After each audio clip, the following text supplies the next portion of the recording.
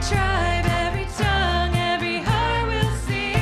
Every knee we will bow to the risen King. Lift him up, never gonna stop singing. Ooh, never gonna stop. Every tribe, every tongue, every heart will sing. Every knee we will bow to the risen King. Lift him up, never gonna stop singing. Ooh, never gonna stop. Higher, higher, hearts burning bright like a fire, fire. Voices unite, make it louder, louder. Never gonna stop singing. Ooh, never gonna stop. Higher, higher, hearts burning bright like a fire, fire. Voices unite, make it louder, louder. Never gonna stop singing. Ooh, never gonna stop singing.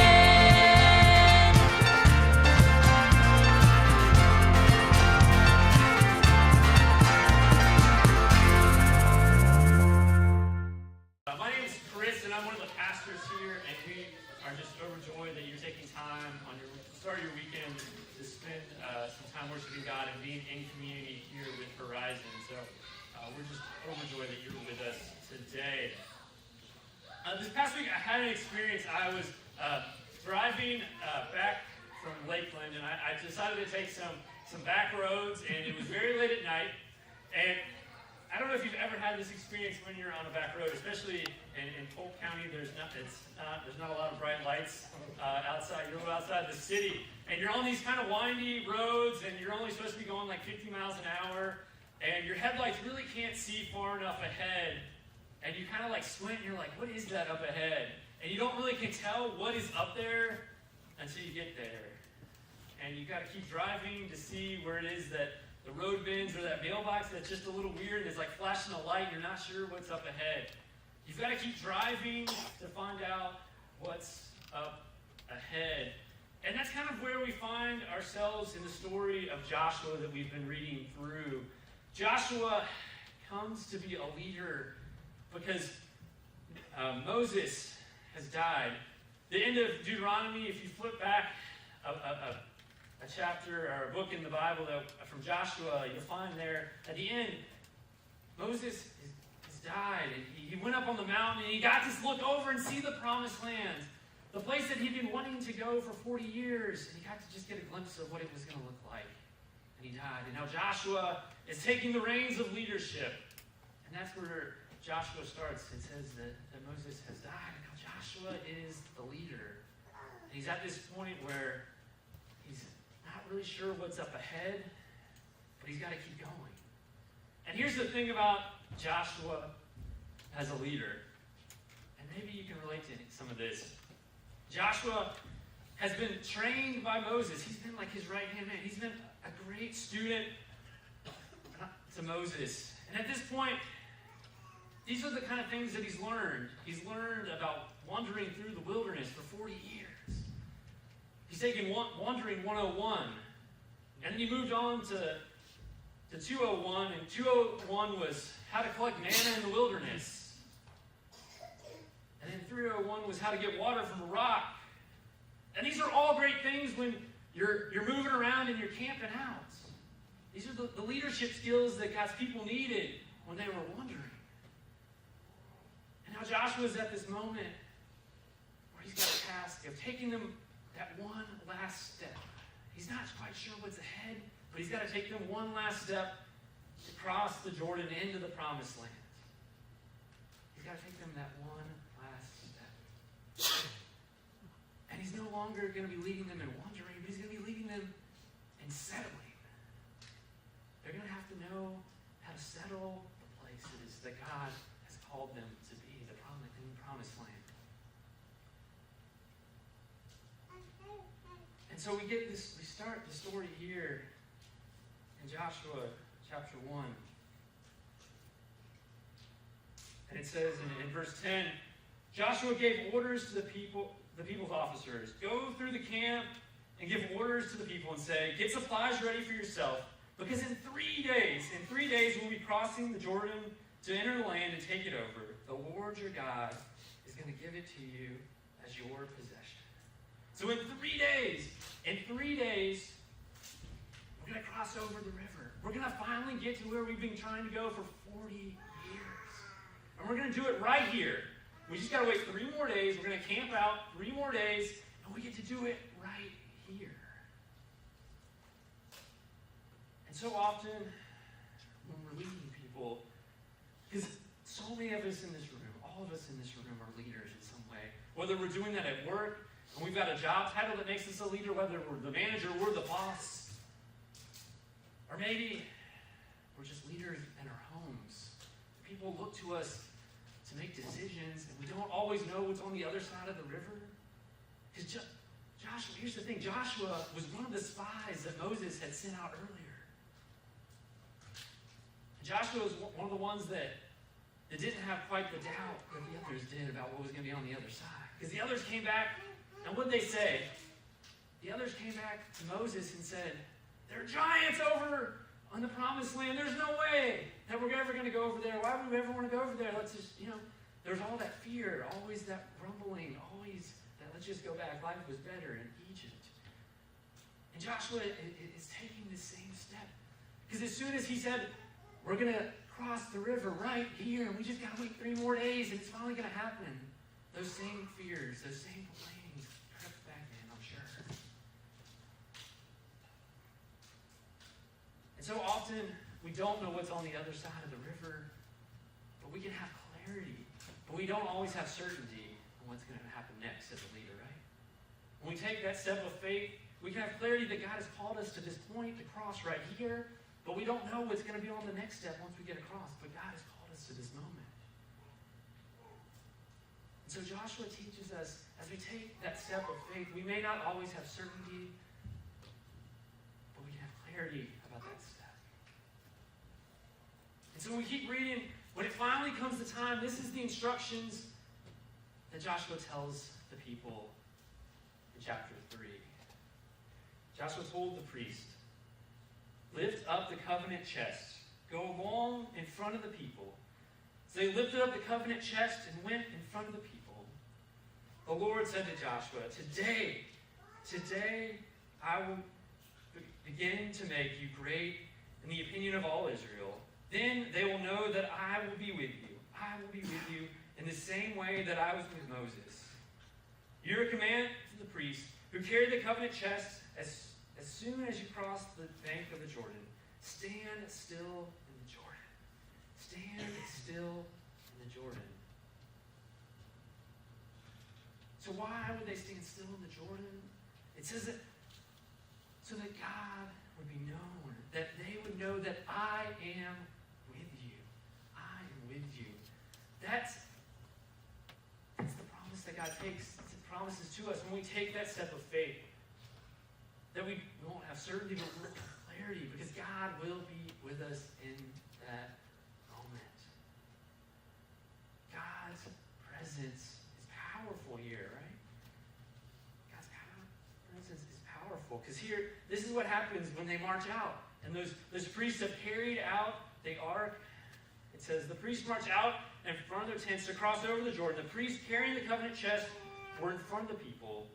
When the priests who were carrying the chest came to the Jordan, their feet touched the edge of the water. The Jordan had overflown its banks. So this river is not just flowing, it's overflowing, it's flooding completely, the way it does during the entire harvest season. But at that moment, the water of the Jordan came downstream, stood still. It rose up in a single heap, very far off. The water going down to the desert sea, that is, the Dead Sea, was cut off completely. The people crossed opposite Jericho. So the priest carrying the Lord's covenant chest stood firmly on dry land in the middle of the Jordan. Meanwhile, all Israel crossed over on dry land until the entire nation finished crossing over the Jordan. I am with you. God's presence stops a river from flowing. It's absolutely incredible. And at the same time, I'm sure there's those moments where right now you're even like, that's a great story, but I've never seen that happen. Like God's presence in this box, stopping a river. Like, that's a cool story, but likely, probably not. I've never seen anything quite like that. Like, it was raining this afternoon and my street was a river and nothing was stopping it. Right? And I've had those moments too where I'm just like, I don't know about this. I don't know about this. But this is what I can tell you. I can tell you I have never seen God's presence stop a river from flowing. But I have seen God do some impossible things in my own life. God do some impossible things in my own life. As a high school student, I didn't want anything to do with God. And God's grace continued to chase after me through people in my life that invited me to know God's love in a real and tangible way. And absolutely changed my heart. God did an impossible thing in my life. As a college student, when I wasn't sure what my purpose was, I didn't know what I was going to do next in life. God's voice came to me and said, stop running away. Stop running away from me because I believe you can do great things. God did an impossible thing because I never imagined ever wanting to preach a sermon. I never imagined that would be what I would call it to do. God did an impossible thing in my own life, and that's what I can testify to. So if God can do those things in my life, just maybe God's presence could really then stop a river. And so they make it across. They take those steps with clarity, not sure what will be on the other side. They walk through the dry riverbed, a wall of water, and they make it to the other side. And this is what we're told to do. Pick 12 men from the people, 1 man per tribe. Command them, pick up 12 stones from right here in the middle of the river. And where the feet of the priests have been firmly planted, bring them across with you and put them down in the camp where you are staying tonight. So not only do they cross, they take these 12 stones with them. And they carry them across to the other side where they're going to camp that night. And they pile up those 12 stones. And they're instructed here to remember this day that God was with them, that God's presence delivered them across the river. Because one day their children will ask them, what do those stones mean? What do those stones mean? And I don't know about you, but so often in my own life, I forget those moments where God's presence has shown up in such mighty ways. When I hit those calamity moments where it seems like that wall of water is going to come crashing down on me, I forget those moments where God has shown up.